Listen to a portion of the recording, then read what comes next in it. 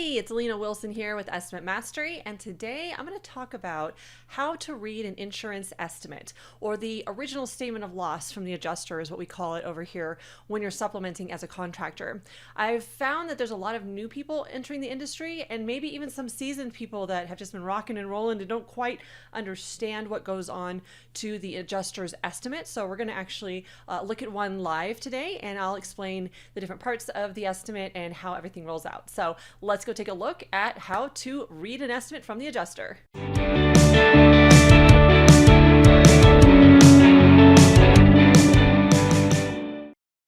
So the estimate that we're going to take a look at is a State Farm estimate, but it isn't particular to State Farm, everything that I'm going to share with you. So I'm trying to keep this a little bit generic so it applies to all insurance companies. So most insurance companies usually have some sort of description of the damage, and this is for the homeowner or policyholder for their information. So travelers will have sometimes this cover page, these two cover pages that you see with State Farm.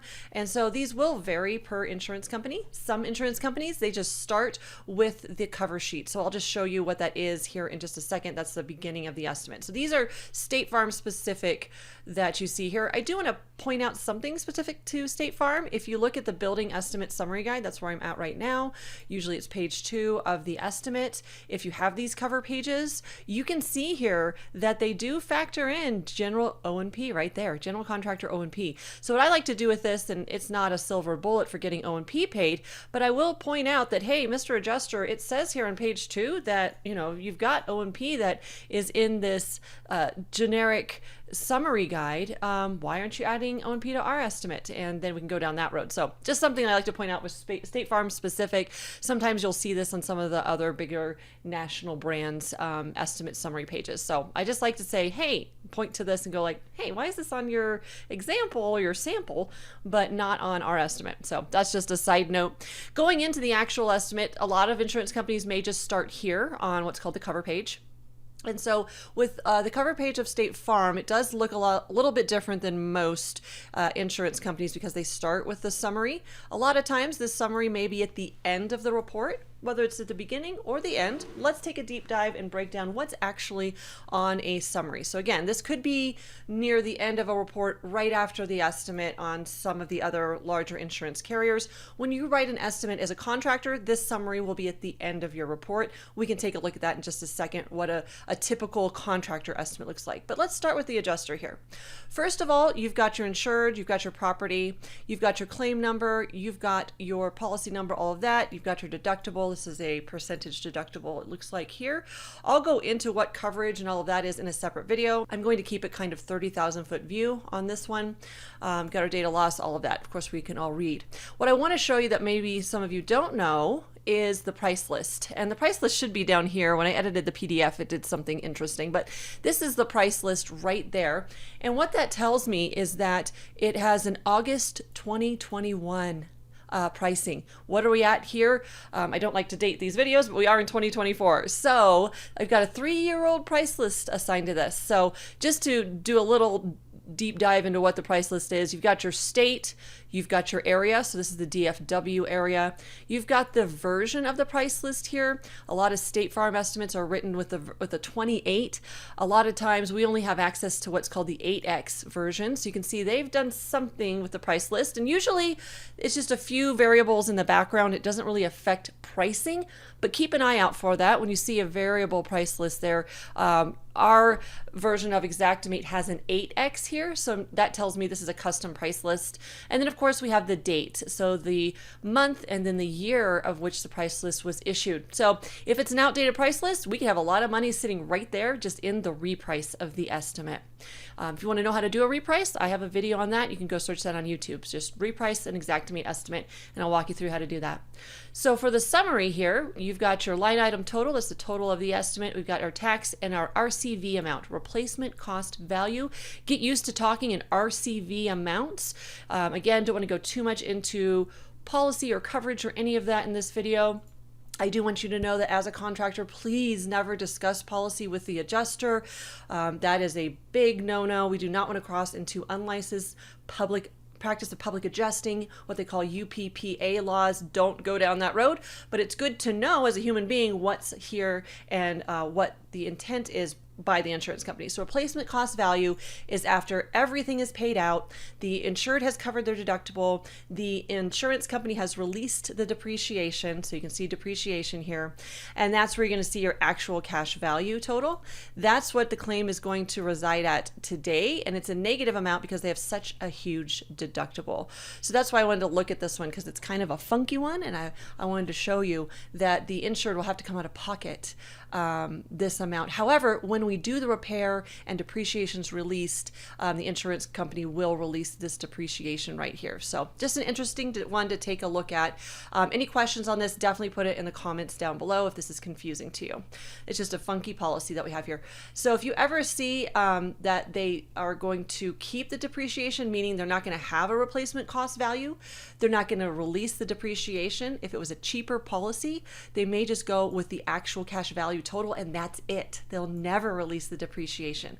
So be careful out there when you're selling jobs. If they have a really cheap policy and they don't have a replacement cost value policy, meaning they can't recover their depreciation, then it's going to be the homeowner coming out of pocket a lot, and that's kind of an uphill road for you as a contractor. I have some contractors in our group that don't even work for an actual cash value policy. They only deal with those homeowners that have replacement cost value policies. So again, I can do a deeper dive in another video if you're interested. Comment down below if you'd like me to go ahead and explain how the coverages work and all of that. So coverage A is what we've got here, a negative, and that's okay. Just the homeowner's going to have to come out of pocket. However, after we supplement this, we're going to try to turn that around and help them pay what they should on this one. I'll show you here in a bit about the line items. So there's our depreciation and all the other things that they do the math on. And yep, just all the fine print that you'll want to read through. If you're new to the industry, I absolutely would have you read through all of this information and start to educate yourself as you're going through to get to know the different insurance companies and how they word things and how things work. So don't want to make you dizzy here, but we're going to go down to the estimate itself. As we can see, it's a 35.63 square roof. And so obviously if they're only paying 6.91 squares of removal and the replacement does have the waste in it. If they're only covering this much of the roof and we have a 35 square roof, what does that tell you? This is a repair estimate. So we're going to go back and try to go ahead and see how much damage is there, what slopes intersect with what, where the damage lies, and see if there's enough damage to qualify for the legitimate buying of the whole roof. I'm not sure on this one. I don't have any photos, but that's a lot of places why they have given me the supplement estimate is they probably want to go after the whole roof being bought. And of course, that's a whole other conversation. For this video, let's just stick to the line items and see what we have. Pretty basic here. They did give us 19% waste, so that's nice that they've done that. It is kind of a cut up roof here. Again, I don't have photos, so I can't show you what's damaged, but they did pretty fairly on the waste there. Additional charge for steep roof, great. They went ahead and added waste to their steep charge. That's awesome. So we should be adding our 19% waste to the replacement of any steep or high charges. They did a great job with that. Drip edge, starter, they paid for starter, and they paid for some ridge as well. I'd be interested to see how the ridge interacts with the other slopes of the roof that maybe didn't have damage, if that would warrant some other replacement. I don't know. I don't have any photos, but just kind of that's where my mind goes. It goes into discovery mood. So this is a repair estimate. Just that's why it's so short. That's why we don't have many line items and all the other things. So what I would look at here is obviously there's no overhead and profit. I'm going to take you back up to here. You see no O&P added. Basically the GC is going to work for free on this one because all of the overhead and profit that's baked into the line items here, there is overhead and profit baked into the line items, but it's for the subcontractor, not for the general. So we would want to go after possibly a replacement on this one. Again, we'd have to look at the damage and see if it's warranted, and then getting the overhead and profit added for us overseeing the work as a general contractor. I'm going to scoot on down to just some of these other particulars. You'll see your total. You also overhead and profit should be sitting right here. It should be a column on your estimate. That's the other reason I can tell no overhead and profit has been added. There should be a column here for it. Sometimes they don't have a column. There's a couple insurance companies that they've edited the report, but you should see overhead and profit on the summary page that we just covered. If it's added to the estimate, to always be added to the summary page. If it's not there, they didn't pay overhead and profit. They had some front elevations that they added that there's just no storm-related damage found. That's okay. They're just conveying that. The left elevation did have some gutters, so we had some collateral damage there. Debris removal, they gave us, they were fair. They gave us a full pickup truck load for the non-shingle debris. So think about, the shingles go into a separate bin because they have to be disposed of differently than the rest of the debris from the job. So think about that when you're adding things to your estimate. And then they'll just do some grand totaling of the areas here. Again, this is kind of State Farm specific, the way that it looks. They gave us some sales tax, and that's the sketch page of the roof. Looks a little funky today, but that's kind of how the whole report runs. Sometimes they'll include the sketch, sometimes they won't for us. And so there you have it. So that was a breakdown of an insurance estimate. Again, comment down below if you have any questions on what I covered. If you'd like me to go into what are the different coverage types, how does the depreciation work, how about deductibles, what's going on there? Let me know in the comments if you'd like to see something like that from us over here at Estimate Mastery. I'd love to do a deep dive if that's interesting to you.